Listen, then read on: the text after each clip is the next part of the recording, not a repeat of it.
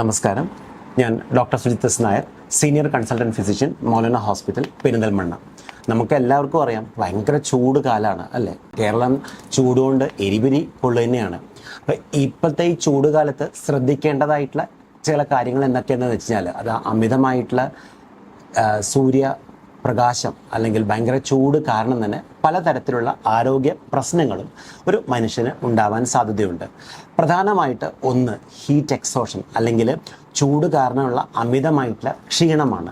അത് വലിയ തോതിൽ ഈ ചൂട് കാലത്ത് വേർപ്പിലൂടെ ധാരാളം വെള്ളവും ഉപ്പും നഷ്ടപ്പെടുമ്പോൾ നമുക്ക് തലവേദന, ഭയങ്കര ക്ഷീണം, പേശിവേദന, കൈകാൽ വേദന ഒക്കെ അനുഭവപ്പെടാറുണ്ട്.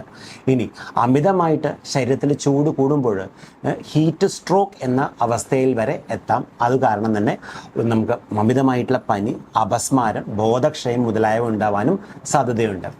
ഏറ്റവും സിമ്പിളായിട്ട് പറഞ്ഞു കഴിഞ്ഞാൽ നമ്മുടെ ഡീഹൈഡ്രേഷനാണ് ഏറ്റവും കോമൺ ആയിട്ട് ഇത് കാരണം അനുഭവപ്പെടാൻ സാധ്യതയുള്ളത്. നമ്മുടെ വായൊക്കെ വരളുക, മൂത്രത്തിൻ്റെ അളവ് കുറയുക, അതുപോലെ ക്ഷീണം, തലചുറ്റൽ മുതലായവ. അമിതമായിട്ടുള്ള ചൂട് കാരണം ധാരാളം തൊലിപ്പുറമേയുള്ള അസുഖങ്ങൾ ഉണ്ടാവാനും സാധ്യതയുണ്ട്. അതായത് സൂര്യപ്രകാശം വെച്ചിട്ട് പൊള്ളലുണ്ടാവുക, ചുളിവ് അല്ലെങ്കിൽ ചൂട് പൊള്ളിച്ച പാടുകൾ ഒക്കെ ധാരാളം ഉണ്ടാവാൻ സാധ്യതയുണ്ട്. ചൊറിച്ചിലുണ്ടാവാനുള്ള സാധ്യതയുണ്ട്. ഇനി അതുമാത്രമല്ല, ഇങ്ങനെ ചൂടുകാലമാകുമ്പോൾ ഭക്ഷണമൊക്കെ വേഗം കേടാവാൻ സാധ്യതയുണ്ട്. അതുകൊണ്ട് തന്നെ വയറിളക്ക രോഗങ്ങളും അതേപോലെ തന്നെ ഭക്ഷ്യവിഷബാധയൊക്കെ കൂടുതൽ ഉണ്ടാവാനുള്ള സാധ്യതയും ഈ കാലത്ത് വളരെയധികമാണ്. മൂത്രസംബന്ധമായിട്ടുള്ള പ്രശ്നങ്ങളും വളരെയധികം ഉണ്ടാവാൻ സാധ്യതയുണ്ട്. നമ്മൾ വെള്ളം ധാരാളം കുടിച്ചിട്ടില്ലെങ്കിൽ മൂത്രം കട്ടിയാവും. ഡീഹൈഡ്രേഷൻ കാരണം മൂത്രത്തിൻ്റെ അളവ് കുറഞ്ഞ് ചിലപ്പോൾ ഈവൻ കല്ലുകൾ വരെ, ആശയത്തിൽ കല്ലുകൾ വരെ ഉണ്ടാവാനുള്ള സാധ്യതയും ഈ ചൂടുകാലത്ത് വളരെയധികം സാധ്യതയുണ്ട്. പിന്നെയുള്ള പ്രധാനമായിട്ടുള്ളൊരു പ്രശ്നം എന്തൊക്കെയാണെന്ന് വെച്ചാൽ, കണ്ണിൽ നല്ലോണം അല്ലെങ്കിൽ തലവേദന, കണ്ണ് ചൂടായിട്ട് അല്ലെങ്കിൽ തലവേദനയൊക്കെ ഉണ്ടാവാനുള്ള സാധ്യതയും വളരെയധികമാണ്. അത് കാരണം കണ്ണ് ഇരുട്ടടയ്ക്കൽ, തലവേദന അല്ലെങ്കിൽ ക്ഷീണമൊക്കെ ധാരാളം ഉണ്ടാവാനുള്ള സാധ്യത കൂടുതലാണ്.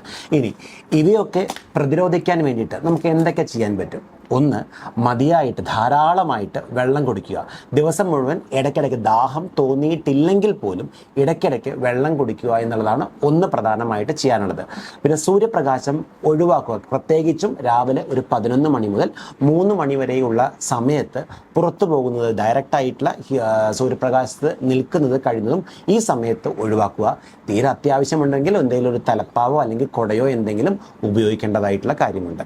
വേറൊന്ന്, ഈ കാലത്ത് നമ്മൾ ലഘുവായിട്ടുള്ള വസ്ത്രങ്ങളായിരിക്കണം ധരിക്കേണ്ടത്. അതായത് കോട്ടൺ പോലുള്ള ലളിതവും, അതായത് വിയർപ്പ് ആഗിരണം ചെയ്യുന്ന വസ്ത്രങ്ങൾ ഉപയോഗിക്കുന്നതാണ് ഏറ്റവും നല്ലത്. പിന്നെ ഭക്ഷണ കാര്യത്തിൽ പ്രത്യേകമായിട്ട് എന്താണ് ശ്രദ്ധിക്കാനുള്ളത്? ധാരാളം ഫ്രൂട്ട്സ് ധാരാളം കഴിക്കുക, പഴവർഗ്ഗങ്ങൾ ധാരാളം കഴിക്കുക, തണ്ണിമത്തന്, നാരങ്ങ വെള്ളം, വെള്ളരി അല്ലെങ്കിൽ കക്കരിക്ക, ഇതെല്ലാം കഴിക്കുന്നത് നല്ലോണം ഫൈബർ കണ്ടന്റ് ഉള്ളത് കൂടി ആയതുകൊണ്ട് ധാരാളം നാരുകളുള്ള ഭക്ഷണം കഴിക്കാൻ പ്രത്യേകം ശ്രദ്ധിക്കുന്നതാണ് നല്ലത്. കൂടുതൽ ഭാരമേറിയത് അല്ലെങ്കിൽ എണ്ണ ഏറിയിട്ടുള്ള ഭക്ഷണ പദാർത്ഥങ്ങളുടെ ഉപയോഗം കഴിവതും കുറയ്ക്കുന്നതാണ് നല്ലത്. ശരീരം തണുപ്പിക്കാൻ വേണ്ടിയിട്ട് ഇടയ്ക്കിടയ്ക്ക് വെള്ളത്തിലൊന്ന് കുളിക്കുന്നത് നല്ലത്. നമ്മുടെ കയ്യും കാലും ഇടയ്ക്കിടയ്ക്ക് വെള്ളത്തിൽ കഴുകി മുഖമൊക്കെ ഒന്ന് കഴുകുന്നതും നമ്മുടെ ഉന്മേഷം കിട്ടാൻ വേണ്ടിയിട്ട് സാധിക്കും. ക്ഷീണം തോന്നുകയാണെങ്കിൽ ഉടനെ കുറച്ച് നേരം വിശ്രമിക്കുക. അതായത് സൂര്യപ്രകാശം മാറി ഫാനിൻ്റെ ചുവട്ടിലോ അല്ലെങ്കിൽ ഒരു തണുപ്പുള്ള സ്ഥലത്തോ കൃത്യമായിട്ട് വിശ്രമിക്കുക.